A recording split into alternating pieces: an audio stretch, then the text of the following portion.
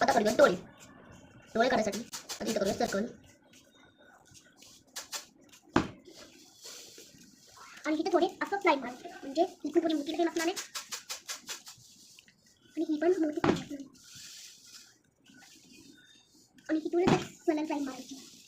आपण म्हणत आहो की इथं मी कशी लाईन बनवते फक्त याला थोडी अशी साईडला थोडी लाईन बनवायची आणि सरळ करायची आणि इथून थोडी लाईन मारायची. आमचं सेम बनते असं वाटते. हां सेम तर बनणार. ही बघा आता पार्ट असा बनलाय. तुम्ही पण करा. स्टॉप म्यूट करा आणि करा. पुढे बघूया. आणि असं असं असं आता आपल्याला बनवायची स्माईल.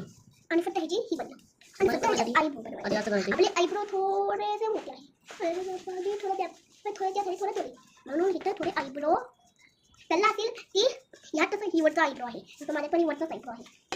काय हिवरचा आयब्रो मला वाटतं माझं चुकलंय. खोटं बरं. थोडं ही ढिला नाही हे बरं.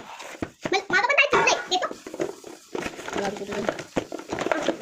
आणि पेन घेतलाय चित्रामधून. इथं मला खोटं बरं आणि स्केल. माझा तर आयब्रो चुकला मी तुझा माझा आहे फक्त तुला दे.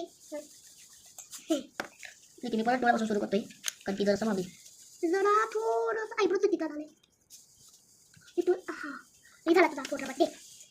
माझा एक डोळा चुकलाय. मी फास्ट करतो. आणि ही माझे आयब्रोज आणि हे पण एक आयब्रोज 2 आयब्रोज असतात ना 2 डोळे आहे म्हणून.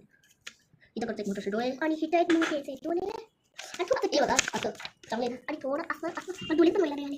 हे आता बनवूया जराशी एक स्माईल. इली जरा थोडं रबर पाहिजे आणि ही आयब्रोज पण तुझी खूप झाले.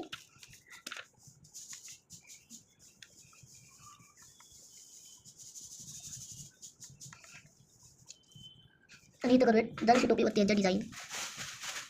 बघा आज मी एवढं केलं आहे. आता पुढं करायचं की तुम्ही त्याच्या टोपीवर डिझाईन करा तुम्हाला पाहिजे तशी. मी एक करतो तुमच्यासाठी खास. विंटरमध्ये विंटरची डिझाईन कर. आणि फक्त मला स्केलची नाही करायची आता पण तुम्हाला स्ट्रेट लाईन्समध्ये खूप इथं असं असं असं आणि ही हे झालं वाटते माझं चुकलं.